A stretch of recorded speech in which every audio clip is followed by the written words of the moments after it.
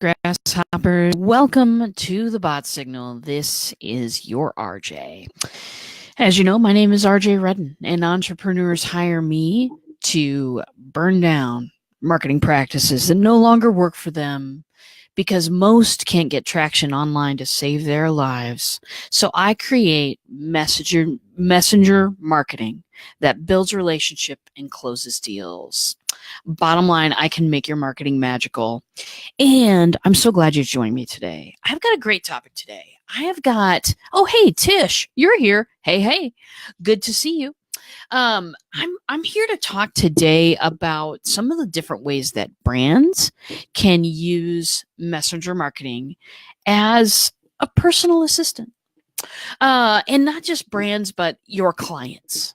So here's kind of the trend in chatbot, one of the trends in chatbot marketing these days. It's that people use their chatbot as kind of a notification system. And I'm guilty of this myself at times. Trust me, my bot is the last one that gets worked on sometimes. But what happens is brands kind of get into a little, kind of a little rut almost with just using the bot to announce to people that something new is going on. They have a sale, they're going to go do a Facebook Live, something's happening. And while that is a worthy function of chatbots, it is like the tip of the iceberg. So today I want to talk about some different ways to use them. I want to talk about the client experience and what that needs to be. Clients, when I say clients, generally that means people who've already paid you. But in this sense, I'm talking about anyone who subscribes to your bot. And that does include people who are pre-clients, we'll say. So that's my topic today. Jane, hey, how are you? Good to see you. Please give it back to creating my bot, RJ. I know. It's on the list for today. You'll have a draft tonight. And anyway, yeah.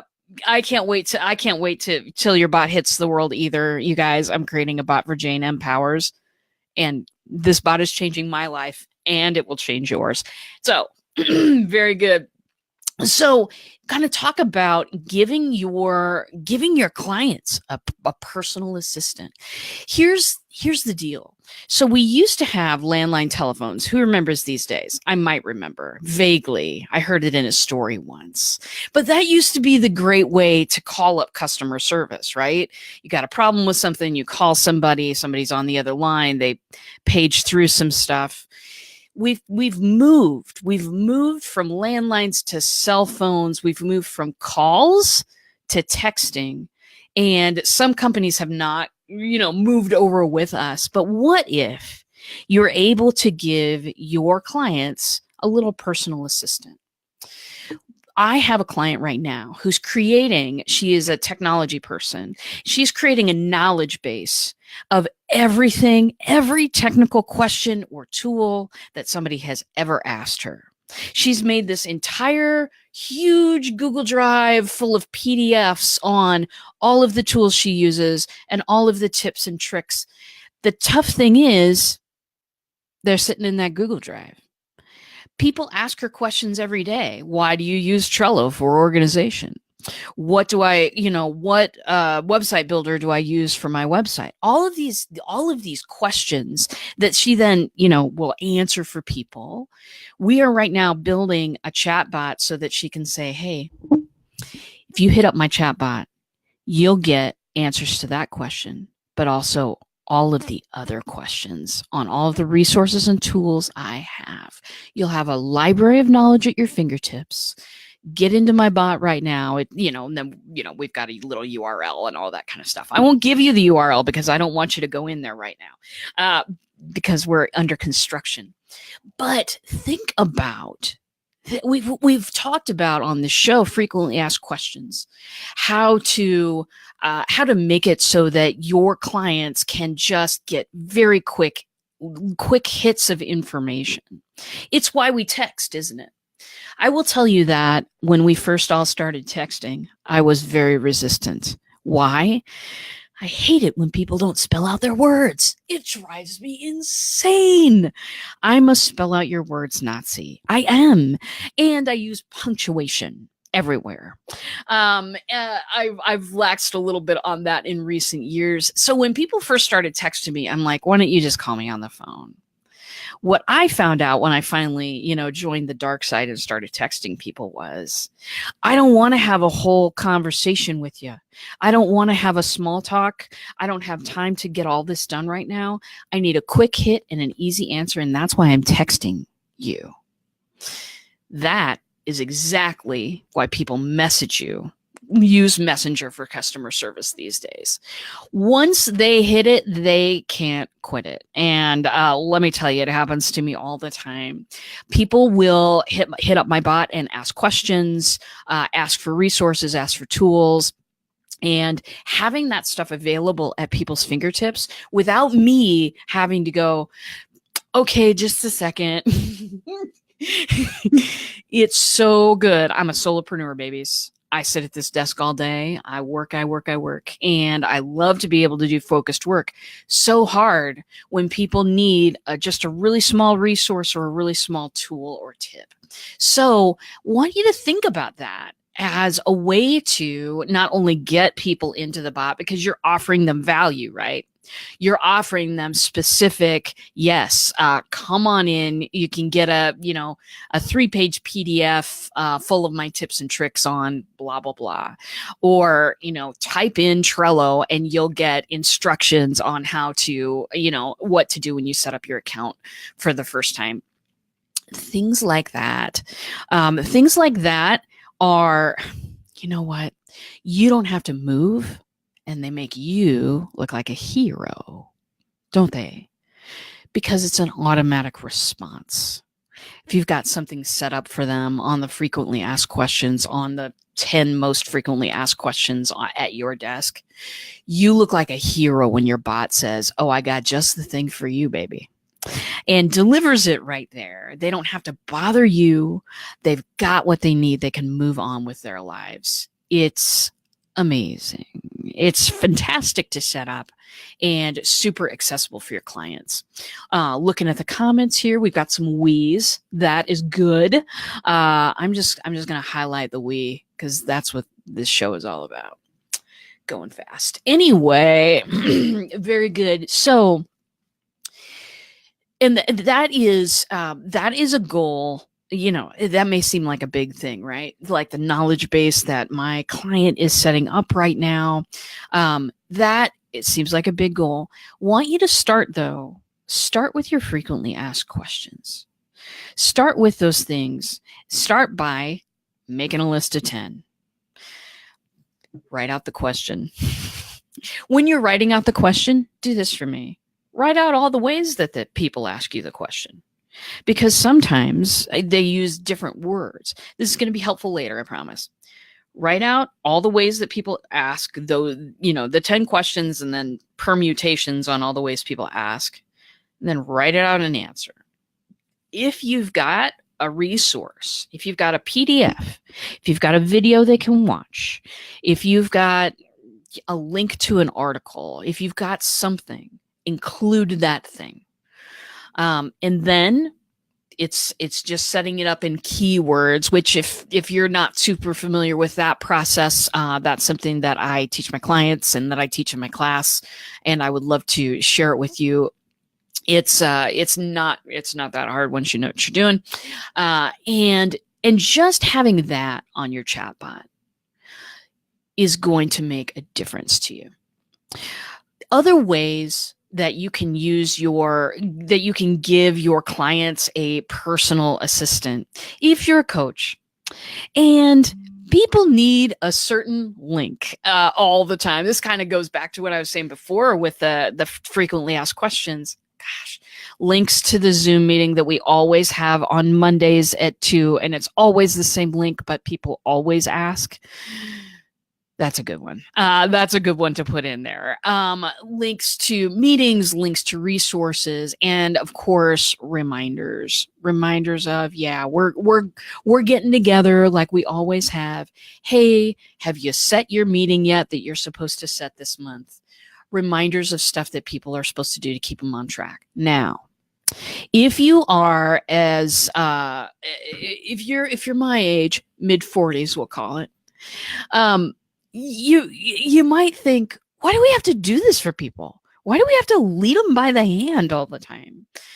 Here's the thing. The bandwidth for new information, even for stuff that we have paid for, want to do, and love, the bandwidth for it is too small these days. We've got information coming in all directions all the time. We've got information coming in through our ears, through our eyeballs. We've got information coming in from stuff flashing on us on the freeway to banner ads and blinking tabs on the Chrome browser I am looking at right now. We've got information coming in everywhere. We filter most of it out because most of it's useless to us. Useless. So then we've got room for, not very much. Not very much. This is why we have to hold people's hands. We don't have to, but if we don't give people this kind of a high touch experience, what usually happens with most people is that they kind of, even though they've paid, maybe they don't get all the way through. They don't get the transformation that they were looking for because they're not doing what they need to do, because it's so hard for people to keep on track nowadays. So you can start at the beginning and work to keep them on track. Set something automatic to fire off every Monday. Hey, have you scheduled your meeting for the week? Hey, what are your big goals for the week? Those types of things. Keeps people in the loop, keeps people working. So we've covered a couple of things that we can use. We've got Jane saying, why do they always ask? I know why they always ask. People are just so full. They're just so full. You know what I mean? Like Jane and Denise and I and many, many others were on a cruise this past week. Met so many people, met so many wonderful, lovely people that I would absolutely love to do business with, partner with, and many, many other things. I still have a stack of people to get to. I still have communications to send to people. I paid to go on that cruise. I participated in every single minute that I could until I was exhausted most times. I loved every minute of it. And yet that's still in my to-do pile. It's something I participated in, paid for, and loved. And yet still there's to-do list stuff. It's Thursday afternoon. So, I mean, that just kind of goes to show you the reason why people ask, the reason why they get distracted is people are working to actively distract them. We're distracted because of the way that we live, and the way that we, run our businesses and everything else. Distraction is like, if there were an Olympic gold medal in distraction, I think I would win it, basically. Squirrel. But people are distracted a lot, and keeping on task. They know they should, they know they want to participate, but man, getting that trigger to flip over is really, really hard. So in this way, you can give your clients a personal assistant, give your clients somebody that they can ask all of those little questions to, that you are right now having to, get off of what you're doing, go focus on what they need, shoot them that resource that was probably on your website anyway. That's why I like Messenger so much. It's accessible. It's something that people already look at 17 times a day. I work with a lot of people who, they want to build apps and do all these wonderful things. Remember when apps were like, oh my God, I remember that time. It was like, there's an app for that, was a big saying. Right now though, once the newness wore off of that, people access 6 to 10 apps per day. They don't really get a new app and then, become addicted, unless it's a game. That's different. We're not talking about those today. We'll talk about those another day. Unless it's a game, People will 90% of the time stop going to the app that they need to go to get the information that they've in some cases paid for, in some cases not. They'll just forget about it because it's a new app. People use 6 to 10 apps on their phone every day, and one of them is almost always Facebook Messenger. So Brad, hey, Brad's here. Sup, RJ, great to see you. Thanks for distracting me with your show today. You know what? It was my pleasure, Brad. I'm so glad you're here.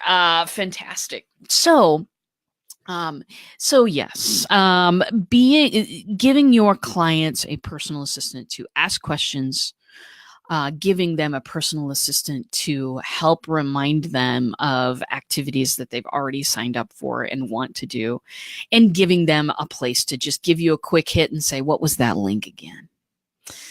This is a golden experience for your clients. It's a high touch experience that you don't have to personally be there for. And that's what I want to create for people, each and every one of my clients, because that means that my clients can focus on their work. People like me can focus on our work and at the same time give a high touch experience to clients we love and want to help transform their lives. So that's what those are the couple of ways that you can use. I want to spark some ideas for you. If you have questions for me, by the way, do shoot them in the comments for me, because I always love to answer questions. And if you're not on the Black Belt Bots page, hey, don't worry. Just go on up to the link in the description in the Facebook post, hit that link and get on my page, because then I can read your questions and give you some answers. So when you have some of these ideas, how do you start? How do you start making an FAQ on your bot? We talked about the FAQ already, but how do you start in general giving your clients a personal assistant that they can talk to? My first recommendation is don't get super ambitious. Write down all of your ideas and prioritize what is going to give your clients, pre-clients and clients, what's going to give them the most value. Build that one first, right? Build the most value add first and prioritize from there. That is going to give you something that right away will give your clients more love. Jane says, I've personally experienced RJ Redden's brilliance, and she's the real deal. Thank you, Jane. She clones us in a way that generates crazy results and a high level of service. Love it. Love you, Miss Jane. Hoping to have you. I need to get on your schedule to get you on the show so that you can talk about what you're having coming up. I'm so excited, you guys. I'm so excited about what Jane has coming up, and I think it's going to make a big difference. Big difference to you guys and a big difference to the world. So stay tuned to this show because I'm going to have Jane on, and she's going to blow your mind. Anyway, very good. So start by creating that great experience for your clients with the most value-driven thing that you can think of. Maybe it's the frequently asked questions. Maybe it's just, here's the Zoom link, everybody. Maybe it's one of those, maybe it's a small thing. This is something, this client's personal assistant. This is something you can add to over time. You don't have to create the whole thing to be able to start getting value out of it. Like right now, it's pretty fabulous. So my advice would be to think of all the things that you can do, put them all down, go for that most value add one first, and keep that piece of paper because you're going to need it later on. Have your people call my people. I will. Absolutely, I will. Stay tuned with RJ. Always, Tish. Always stay tuned. Very good. This giving your clients a personal assistant. It's part of giving everybody who subscribes to your bot a Disneyland experience. So I was just talking about this cruise, right, that I was on. It was insanely fabulous, and we had a wonderful time. Let's see. I'm trying to figure out how to, there we go, make those comments disappear. Everybody had a wonderful time. I'm going to tell you about an experience that I had on the cruise that was actually, it didn't have anything to do with meeting other people, but it had everything to do with my experience with Carnival. That's the cruise line that we were on. Carnival taking care of us a little bit. So I'm a huge root beer drinker. I am. I love it. I have one here now. And so I was, and I know that folks are really trained to do this, but it just impressed me so much. So the first couple of days, I would go and sit out on the main deck by the pool and hang out by myself a little bit, catch up on some stuff. I had some internet, so I kind of was able to reasonably keep up while I was gone. You know, look out the window, kind of get myself together before the day started. And every day I would go out there and I would drink a couple of root beers. And by the third day, the guy who was in charge of that section, he would see me and automatically bring root beers because he knows. There was another experience that I had, and that was that they had this great big buffet that you go to and, you know, fill your plate and do some lunch and stuff like that. I had a lot of food on this trip. Anyway, I went down there one time and they had a little sign and it said, the buffet is closed, but we've got you covered with ice cream and pizza right around the corner and an arrow, right? What they're doing right here is exactly what we want to create in a messenger bot. And let me explain that a little bit. When people ask for something and I don't have it, like, hey, the buffet line's closed right now, I want to think beyond that. I never want to lead a client or a pre-client into a dead end. I don't have that, but I do have this. You see what I'm saying? Never lead them to a spot where they're banging a head against the wall going, I can't get anything done. Lead them to a place where they can get something done, maybe something similar, maybe the exact same thing in a different way.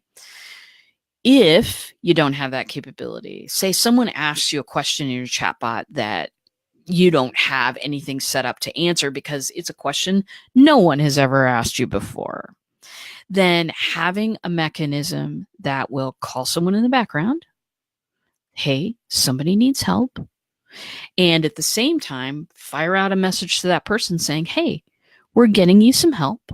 It usually takes about blah, blah, blah amount of hours to do this. Or, you know, she'll be here as soon as she can. I've had some clients put that as well. Give them a chance to page a human. Chatbots are super fun. I absolutely love them. I adore them. I spend my entire day rolling in that playground. It's fabulous. But sometimes people just want to talk to a human being. You don't have to be tied to your computer. You don't have to be watching for the, many chat symbol to go off every few minutes. It'll alert you in the background. And as long as you set some expectations for people for when you can come back, it's a beautiful thing.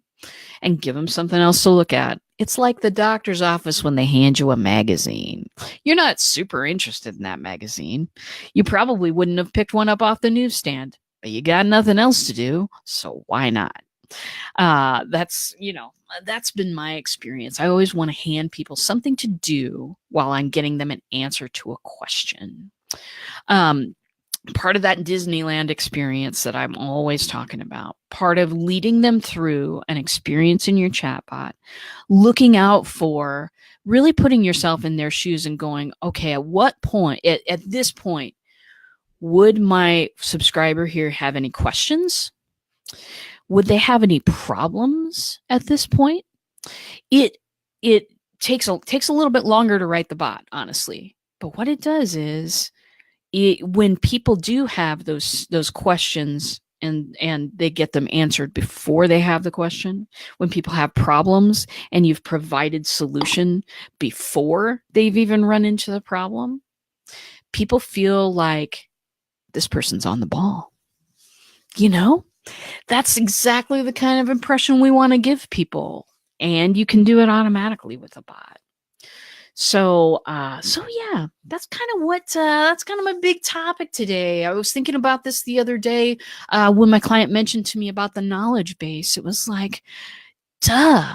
And of course, provide all of the resources, all of the videos you've made. I think about how many videos I've made just with Facebook Live in the last year. It's over 100. It's on every topic under the sun with chatbots. Why am I not cataloging those and putting those into a little library for people so that when they type in a certain phrase, then it'll show up with, hey, I've made a video on that. You want to see it? I can teach people, I can serve people without having to physically be there. That's why I love writing chatbots for solopreneurs, right? People with teams of 5 and under is my usual place, because I know this pain. I know the pain of having to drop everything, answer a question, and then get back into what I was doing before. And anytime I can help people avoid that, you are outrageously over the top impressive. Oh, I just love you. You're the best. That is fantastic. Teresa says podcast. Hey, what do you mean by that, Teresa? Tell me what you mean. You have a question attached to that, or let me know, because I'm really here. I can't wait to experience you on my main stage in May. You are the best. You know what? I can't wait to be on the main stage in May. Listen, if I think about it too long, I'll explode with joy on camera. And while that might be fascinating for me, it won't be fascinating for you all. So I'm going to put that off. But you and me, that's you and me together, we rock it. I'm so grateful to be on your stage, Jane. You just don't even know. Chatbots for solopreneurs. That's right. When I look for articles and things like that, and I check out what's happening in the world of chatbots, I hardly ever see anybody writing or thinking or talking about solopreneurs. I see people writing about 1-800-Flowers and what they've done with their chatbot. Sweetie, I don't care what 1-800-Flowers does. I'm sure they're very nice people, but we ain't doing business in the same situation. You know what I'm saying? We're not on the same plane of existence, really. So chatbots for solopreneurs, I'm passionate about it because, we all are always on the hunt, right, for virtual assistants and things like that. I know I'm always looking around. That's great stuff, but the automation that really feels personal is a secret superpower. Because my bot never needs to be told.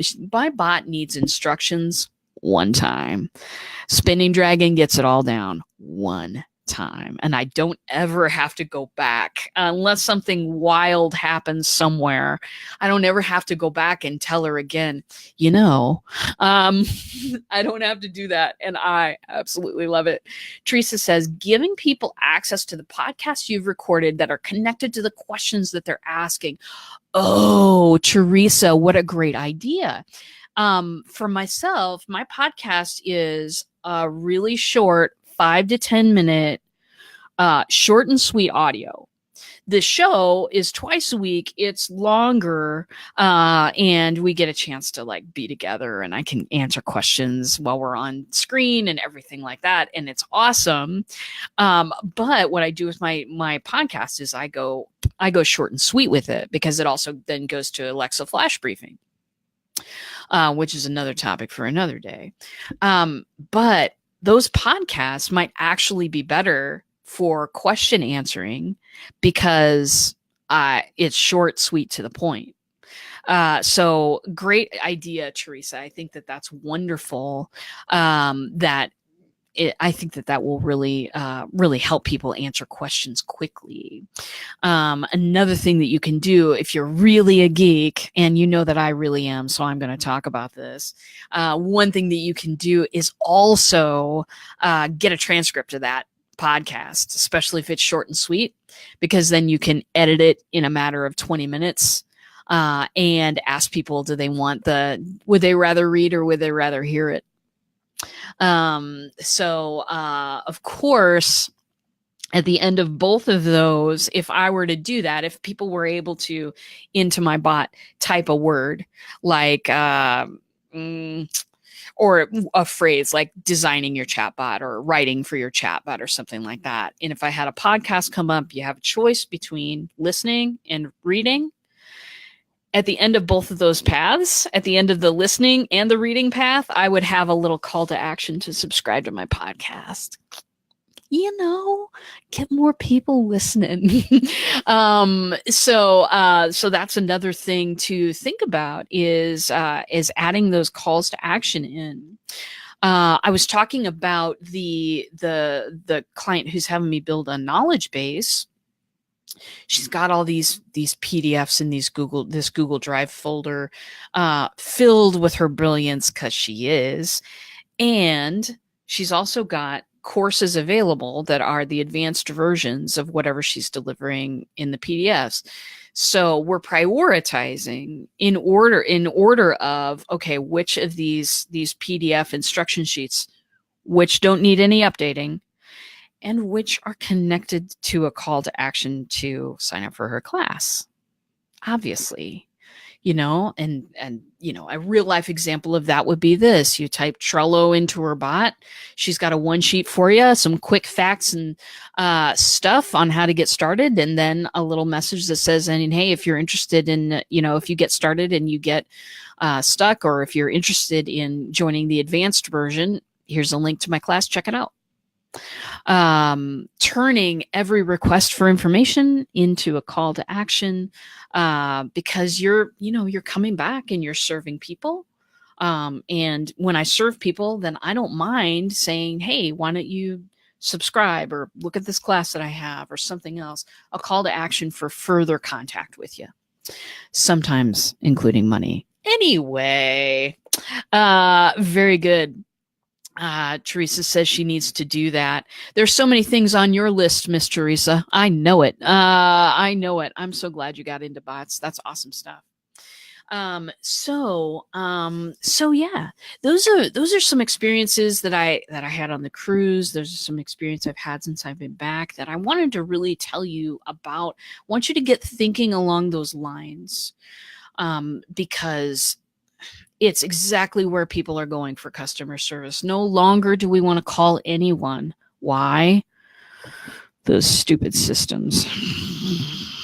To say your address into the machine, and then you say it and then they screw it up. It's like, it's just, those things are a nightmare.